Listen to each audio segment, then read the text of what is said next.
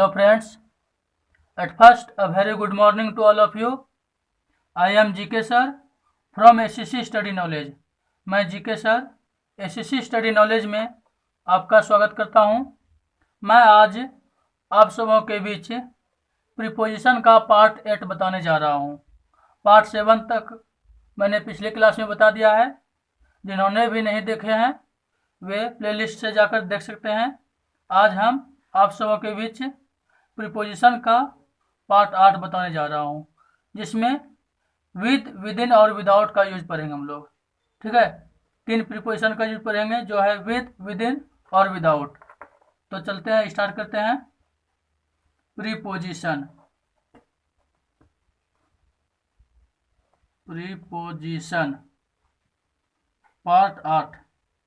Preposition part 8 हम लोग पहला यूज पढ़ेंगे विद का। पढ़ेंगे किसका यूज पढ़ेंगे? विद का। विद का हिंदी क्या होता है? के साथ। विद का हिंदी होता है के साथ। ठीक है, इसका हम यूज कहाँ करते हैं? टुगेदरनेस को दिखाने के लिए, यानी कोई भी चीज साथ साथ हो रहा है या कोई भी काम साथ साथ हो रहा हो तो उसके लिए हम लोग क्या करते हैं? विद का यूज करते हैं। तो इसका पहला यूज हम लोग क्या लिखेंगे? It is used with togetherness. It is used with togetherness.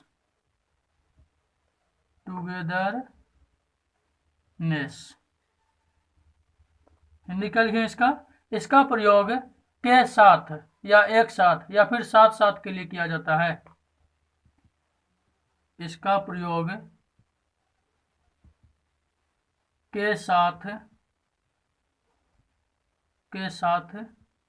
या साथ साथ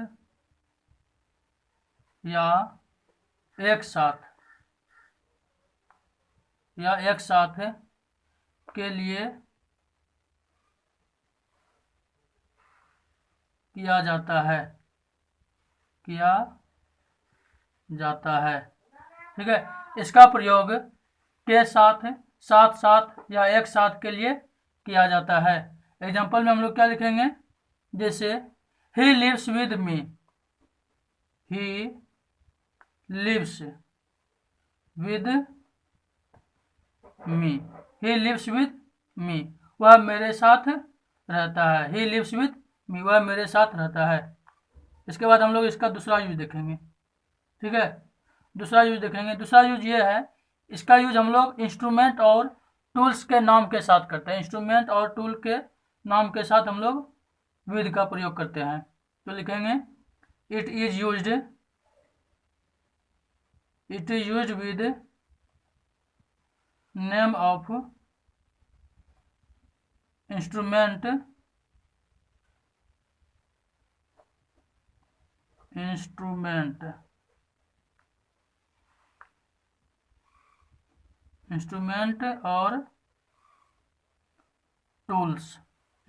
और टूल्स। हिंदी में क्या लिखेंगे? इसका प्रयोग हम लोग इंस्ट्रूमेंट यानी यंत्र या औजारों के साथ करते हैं। इसका प्रयोग यंत्र और औजारों के साथ किया जाता है।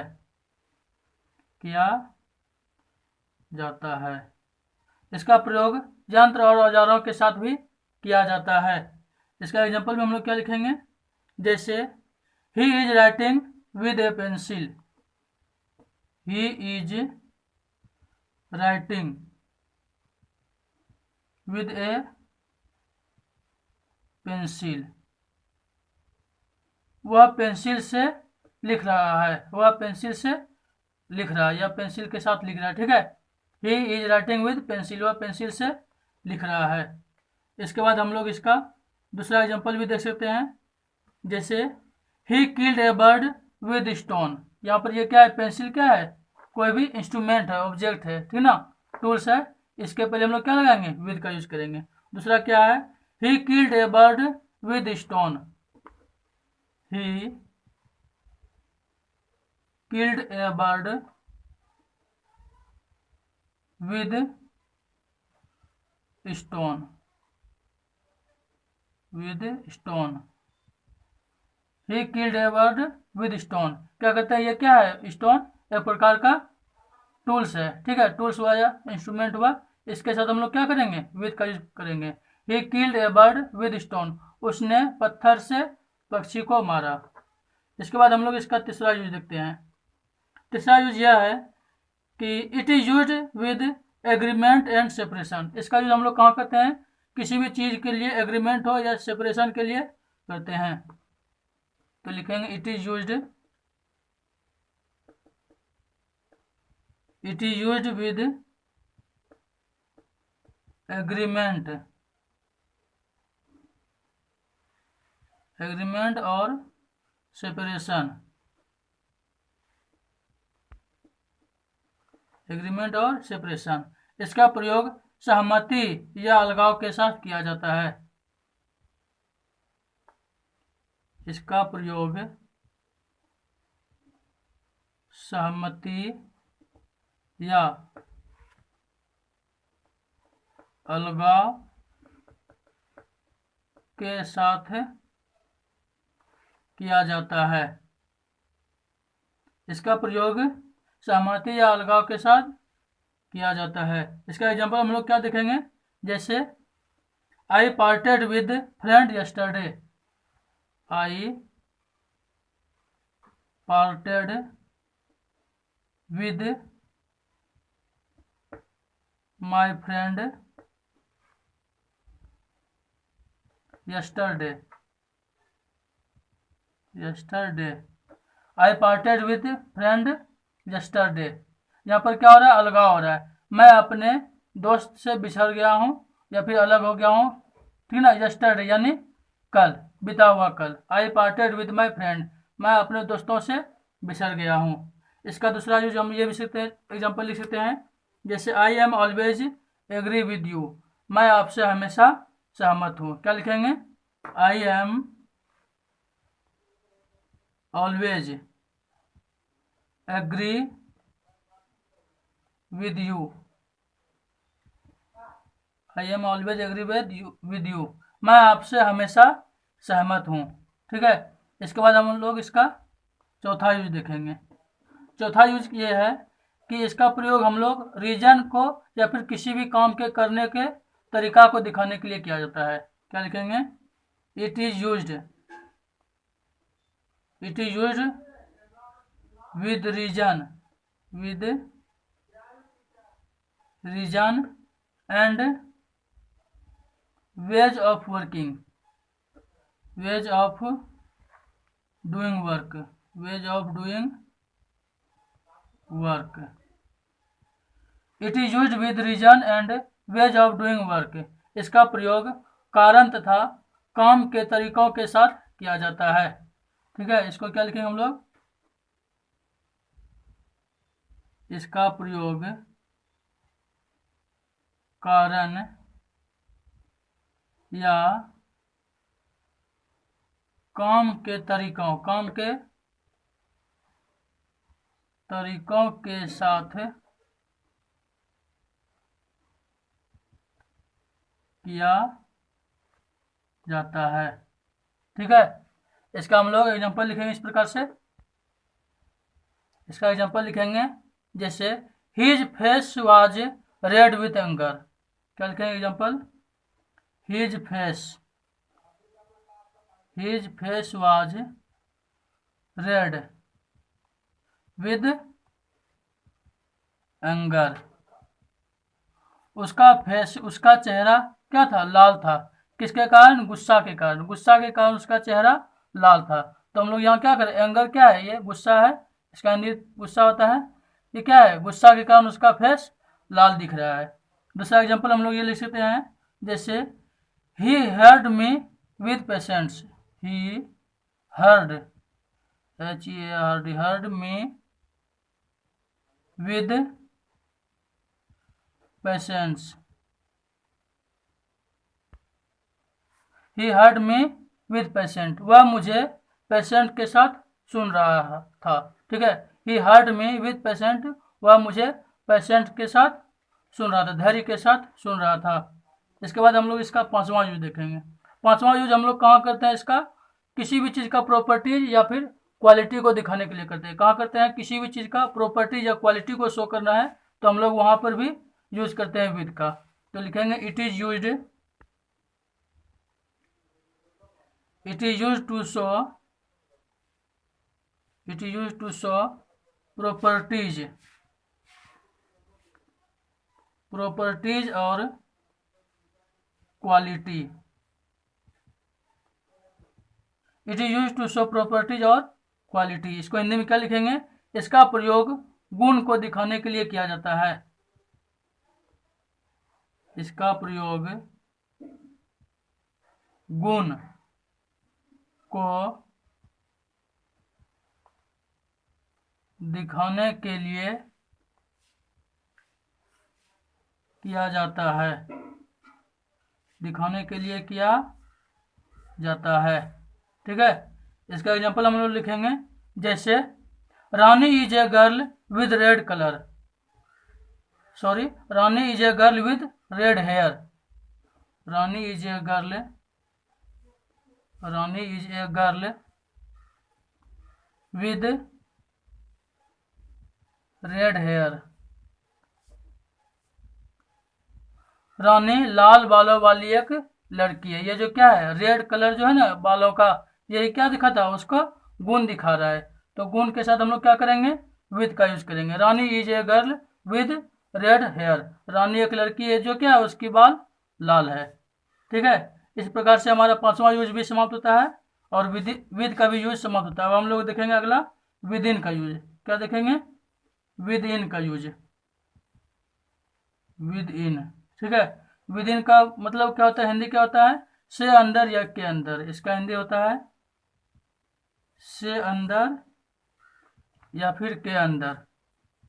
से अंदर या के अंदर के सेंस में हम लोग विद इन का यूज करते हैं। ठीक है, तो इसका हम लोग पहला यूज लिखेंगे। क्या इसका पहला use, it is use with time और प्लेस। इसका यूज हम लोग कहाँ करते हैं, समय और स्थान के साथ करते हैं। It is used with time और प्लेस, टाइम और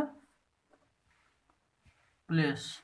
हिंदी क्या लिखेंगे इसका हम, इसका प्रयोग समय और स्थान के साथ किया जाता है। क्या लिखेंगे हम इसे, इसका प्रयोग समय और स्थान के साथ किया जाता है, किया जाता है। इसका प्रयोग कहाँ करते हैं हम लोग, समय और स्थान के साथ विद इन का प्रयोग करते हैं। इसका एग्जांपल हम लोग देख सकते हैं इस प्रकार से, जैसे I will come with in a month, I will come with in a month, I will come with in a month. मैं एक महीना के अंदर आऊंगा, I will come with in a month, मैं एक महीना के अंदर आऊंगा। ठीक है, इसके बाद हम लोग इसका दूसरा यूज भी देख सकते हैं एग्जांपल में, जैसे her house is within a mile of the station, her house is, her house is within a mile,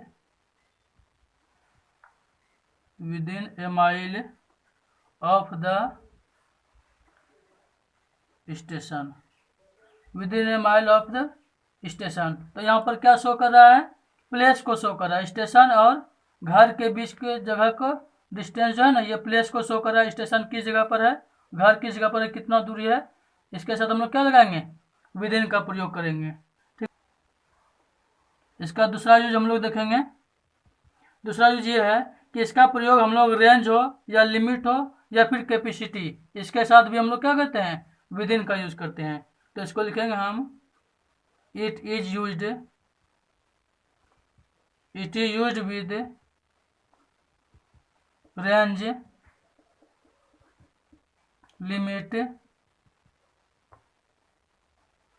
range limit और कैपेसिटी, रेंज लिमिट और कैपेसिटी, यानी इसका प्रयोग सीमा, श्रेणी या क्षमता के साथ भी किया जाता है। इसका प्रयोग सीमा, श्रेणी या क्षमता के साथ भी किया जाता है।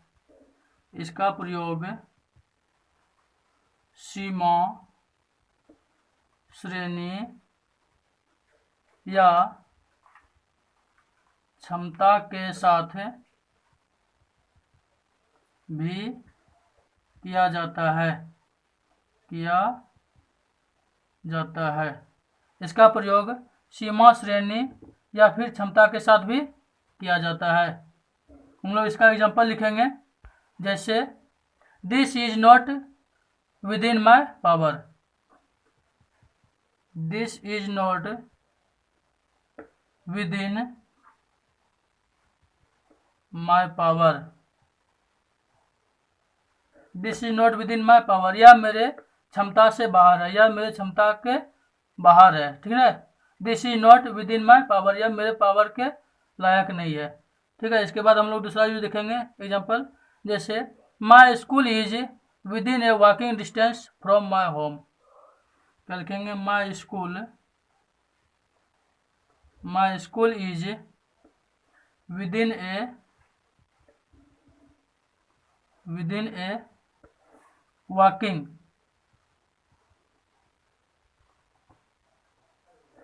walking distance from my home।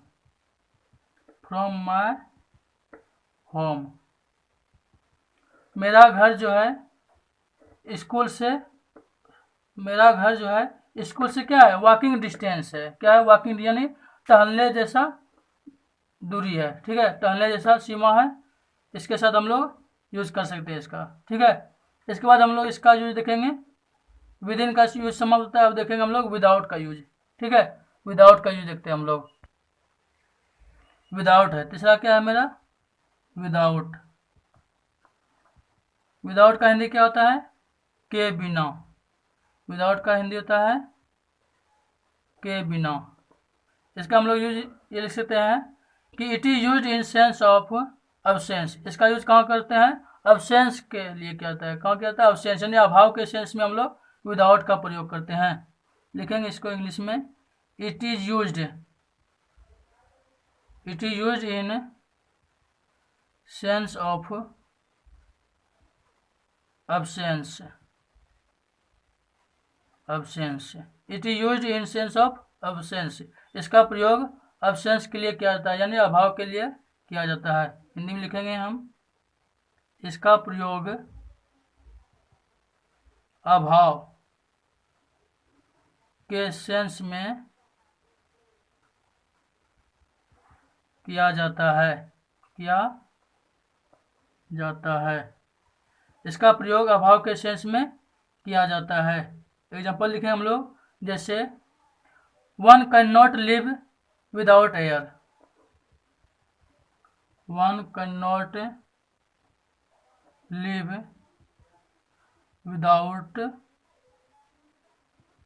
Air. One can not live without air. हवा के बिना कोई जीवित नहीं रह सकता है। ठीक है, one can not live without air. हवा के बिना कोई जीवित नहीं रह सकता है। इसका हम लोग दूसरा एग्जांपल लिखेंगे, जैसे I can not see without glasses. I can not see without glasses. I can not see without glasses. मैं ग्लासेस के बिना नहीं देख सकता हूँ। I can not see without glasses. मैं ग्लासेस यानी चश्मों के बिना नहीं देख सकता हूँ। इस प्रकार से मेरा विदाउट का भी यूज समाप्त होता है। आशा करता हूँ आपको अच्छी तरह से समझ में आया होगा, और यदि किसी प्रकार का दिक्कत हो तो आप कमेंट्स करेंगे, हम उसका सॉल्यूशन अवश्य करेंगे। धन्यवाद।